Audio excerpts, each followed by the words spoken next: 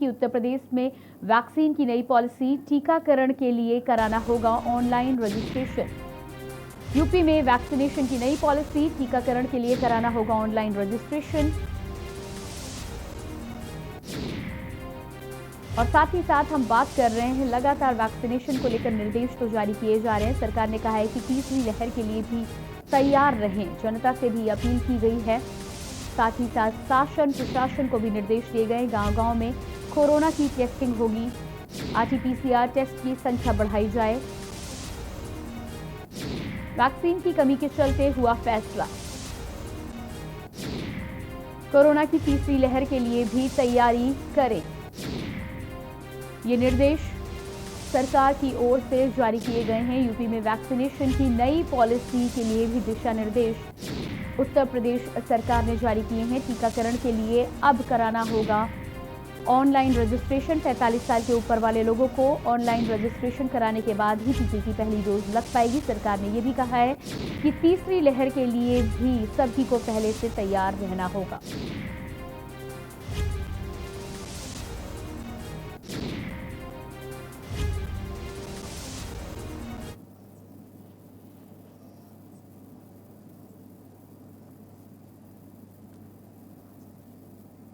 और लगातार वैक्सीन की हम बात कर रहे हैं, जिस तरह से लेकर उत्तर प्रदेश सरकार ने वैक्सीन के लिए नई पॉलिसी जारी की है, लेकिन बड़ा सवाल यह है कि पॉलिसी जारी होने के बाद भी कहां है वैक्सीन। उसी पर हम बातचीत करेंगे। तमाम अलग अलग शहरों से हमारे साथ संवाददाता जुड़े हुए हैं।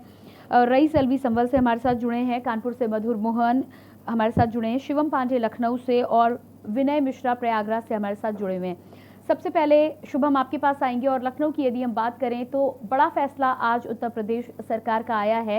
वैक्सीनेशन को लेकर दिशा निर्देश जारी किए गए हैं और अब ये दिशा निर्देश हैं कि 45 साल के ऊपर के लोगों को जिन्हें पहली डोज लगवानी है, उन्हें भी ऑनलाइन रजिस्ट्रेशन कराकर ही वैक्सीनेशन सेंटर में आना होगा। क्या है पूरी जानकारी? देखिए, बता दें आपको, शासन की तरफ से आज नया दिशा निर्देश जारी हुआ है। तो उसमें साफ तौर पर कहा गया है कि 45 साल के ऊपर के जो फर्स्ट डोज वाले वैक्सीन लगवाने वाले लोग होंगे, उनको अब पंजीकरण कराना होगा। जब पंजीकरण होगा उसी के बाद उनको वैक्सीन लगेगी। लेकिन राहत की बात यह है कि जो पहली डोज लगवा चुके हैं और दूसरी डोज जिनको लगनी है, उनके लिए नियम जो है मान्य नहीं होगा, उनको कोई भी रजिस्ट्रेशन नहीं कराना पड़ेगा।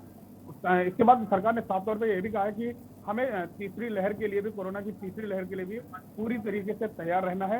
लेकिन सबसे बड़ी बात यह है, अगर हम तैयारी की बात करते हैं कोरोना की तीसरी लहर से, साफ तौर पर देखा जा रहा है कि लखनऊ में सबसे ज्यादा जो कोरोना का कहर ढाया है कोरोना ने, उसमें दूसरी लहर में ही लखनऊ को जो है झकझोर दिया है।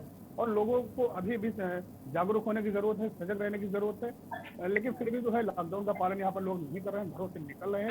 इसलिए शासन प्रशासन को भी कड़े नियम अपनाने पड़ेंगे।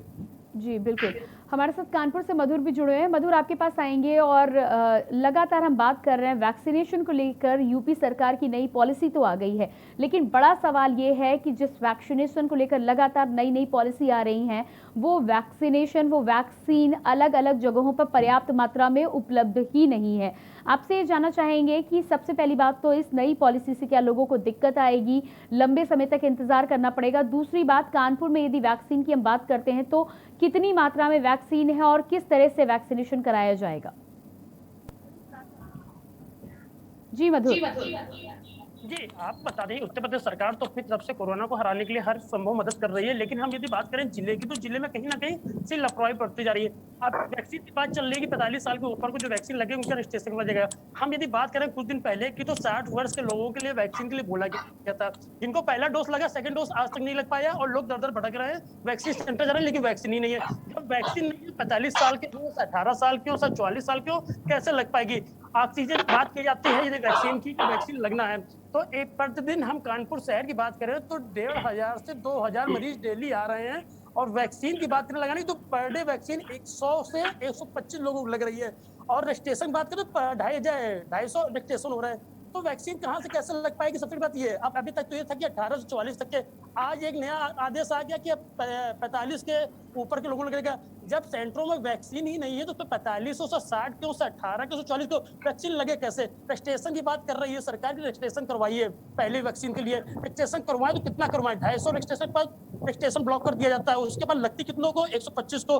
डॉक्टर से बात करिए, डॉक्टर साहब मना करते था कि हमारे वैक्सीन है ही नहीं। तो वैक्सीन ही नहीं तो प्रदेश सरकार सिर्फ एक कागजी लिखा पढ़ी कर रही है और उसके नीचे बैठे भी अधिकारी वो भी साफ कह देते हैं कि हमारा वैक्सीन नहीं है। जी जी बिल्कुल, आपके पास वापस लौटकर हम आएंगे। हमारे साथ रईस अलवी संबिल सभी जुड़े हुए हैं। जी रईस, आपसे जानना चाहेंगे, संबल में यदि हम वैक्सीनेशन की बात करें, आज हम बात कर रहे हैं कि जिस वैक्सीन को लेकर नई नई पॉलिसी आ रही है, सरकारें लगातार कह रही हैं कि लोगों को अधिक से अधिक वैक्सीन लगवानी चाहिए, वैक्सीनेशन करवाना चाहिए, लेकिन वो वैक्सीन अलग अलग जगहों पर पर्याप्त मात्रा में उपलब्ध ही नहीं है।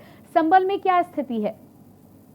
बात किया संबल की, तो संबल में लगातार कोरोना का जो प्रकोष्ठ है वो लगातार बढ़ता जा रहा है और डेली की यहाँ पर जो मौतें हो रही हैं।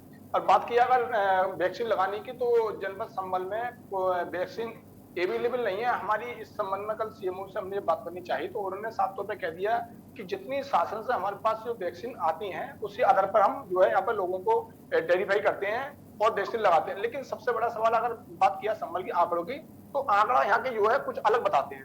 यहाँ पर अगर जो लोग अगर यहाँ पर वैक्सीन लगवाने जाते हैं, 10 केंद्र बने हुए हैं जनपद संबल में, और 10 केंद्रों पर अलग जब लोग यहाँ पर वैक्सीन लगवाने जाते हैं तो भारी मात्रा में लंबी कतार लग जाती है वैक्सीन लगवाने वालों की। लेकिन डोज ना होने के कारण, वैक्सीन ना होने के कारण उन लोगों को निराश होकर लौटना पड़ता है शाम के लिए, और वो लोग काफी परेशान होती है। लेकिन सरकार ने एक नई और पॉलिसी लागू कर दी है कि जो 45 साल की उम्र के लोग होंगे उनको रजिस्ट्रेशन कराना पड़ेगा। लेकिन अब तीसरी बात यह है कि रजिस्ट्रेशन तो जब होगा, उससे पहले जो कोरोना है वो गांव की तरफ दौड़ पड़ा है, गांव में भाग पड़ा है।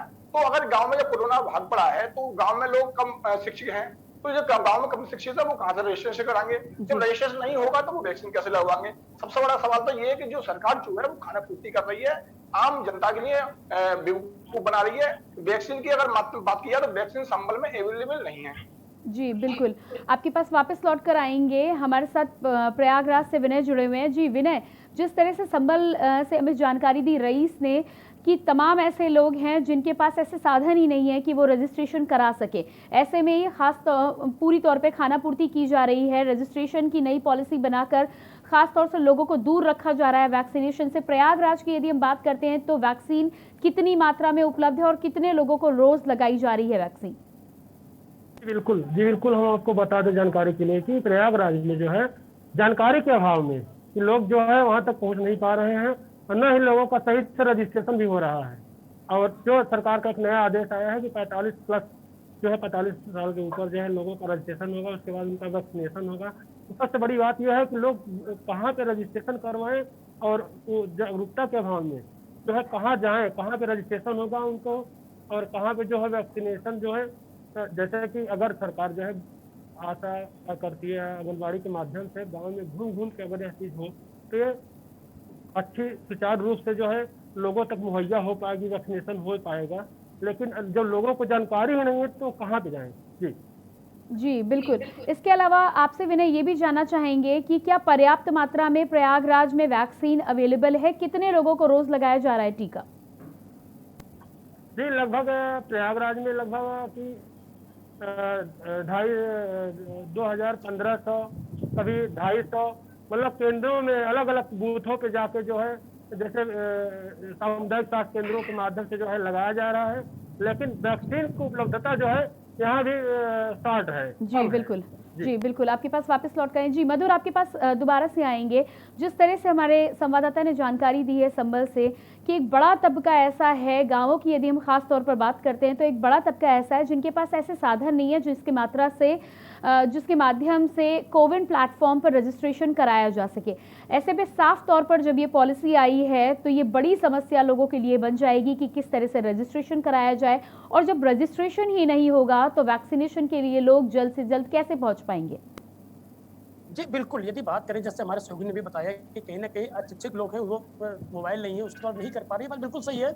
इसके लिए इन्होंने एक प्रदेश सरकार ने एक योजना बनाई थी कि आप अपना आधार कार्ड लेके आप वैक्सीनेशन सेंटर जाएंगे, वहाँ पे अपना आधार कार्ड दिखाएंगे, नंबर दिखाएंगे, उसके बाद आपको टाइमिंग दे दी जाएगी, एक डेट दे दी जाएगी, उस डेट तो आके आप वो करवाएंगे वैक्सीनेशन। लेकिन सबसे बड़ी बात यहाँ पर यह है कि जो जिला ऊपर से आदेश तो पारित होता है जैसे कि वैक्सीनेशन का सरकार आदेश पारित करी, लेकिन सबसे बड़ी बात होती है जिला अधिकारी जो जिला प्रशासन होता है उसको क्या मुहैया करवाता है उसको देखना है। यहाँ सिर्फ वादे जो होते हैं वो खोखले किए जाते हैं। जिला प्रशासन कानपुर की मैं बात करूँ, कानपुर में बहुत व्यक्ति ऐसा है, अनपढ़ की बात छोड़िए, अशिक्षित बात छोड़िए, पढ़ा लिखे व्यक्ति को वैक्सीनेशन नहीं ले पा रहा है, जो स्टेशन लिए घूम रहा है, सुबह 9 बजे लाइन पे लगता है, 1 बजे उसका नंबर आता है, जैसे नंबर आता है साहब इससे बोल दिया जाता है कि वैक्सीन खत्म हो गई है। तो कहीं ना कहीं अशिक्षित लोग, लेकिन जो बात सामने आ रही है उसमें से आधार कार्ड की बात कानपुर में बोली गई कि आप अपना आधार कार्ड लेके आइए, सेंटर में दिखाइए और आपको एक डेट दी जाएगी। लेकिन सबसे बड़ी बात यह है कि जब वैक्सीनेशन ही नहीं हो रहा है तो डेट किस बात की दी जाएगी? सिर्फ एक खाना पूर्ति हो रही है, कुछ नहीं हो रहा, सिर्फ एक मुबाद दिया जा रहा है। यदि सरकार की हम बात करें, सरकार तो ऊपर बैठ कर सब आदेश पारित करती है। जैसे अभी थोड़ी पहले ऑक्सीजन की बात की उसने कि ऑक्सीजन सबको मुहैया करवा रही है।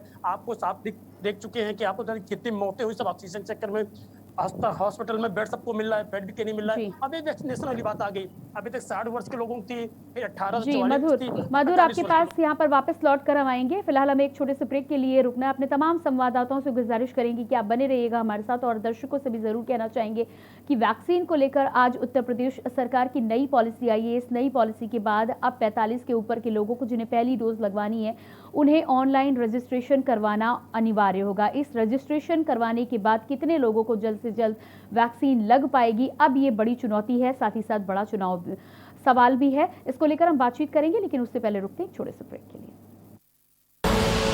आप देख रहे हैं के न्यूज, खबरों का सारथी। जुबान के लिए उड़ चला गैरों की ज़मीं पर, खुशबू अपने पन की ढूंढता। और दूर कितना भी जा, इस जुबान से दूर ना जा पाओगे।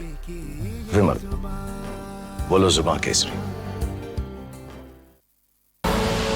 आप देख रहे हैं के न्यूज, खबरों का सारथी।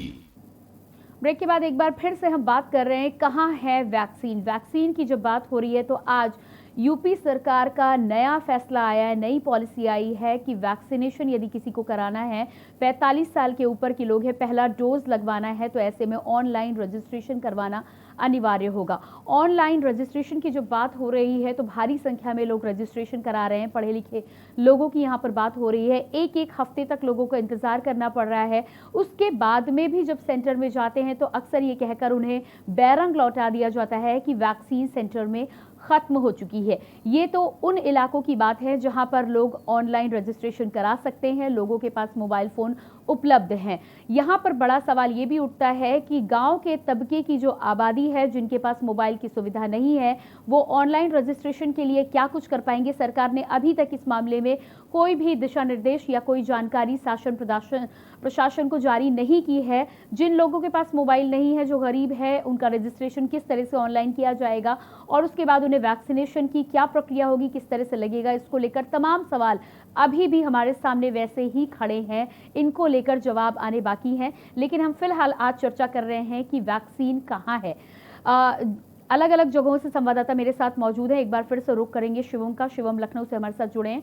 जी शिवम, आपसे जानना चाहेंगे, तमाम अलग अलग जगहों से ये जानकारी आ रही है कि जितनी मात्रा में वैक्सीनेशन लगना चाहिए वो नहीं लग पा रहा है। कल आपने जब बात की थी वैक्सीनेशन सेंटर पर जाकर खुद आपने मुआयना किया था, तो आपको भी ये जानकारी मिली थी कि भारी संख्या में लोग आते हैं लेकिन उतने लोगों को, पूरे लोगों को वैक्सीन नहीं लग पाती। आज की स्थितियों की यदि हम बात करते हैं तो क्या सेंटर्स पर जितने लोगों को बुलाया जाता है उन्हें वैक्सीनेशन दिया जाता है या नहीं?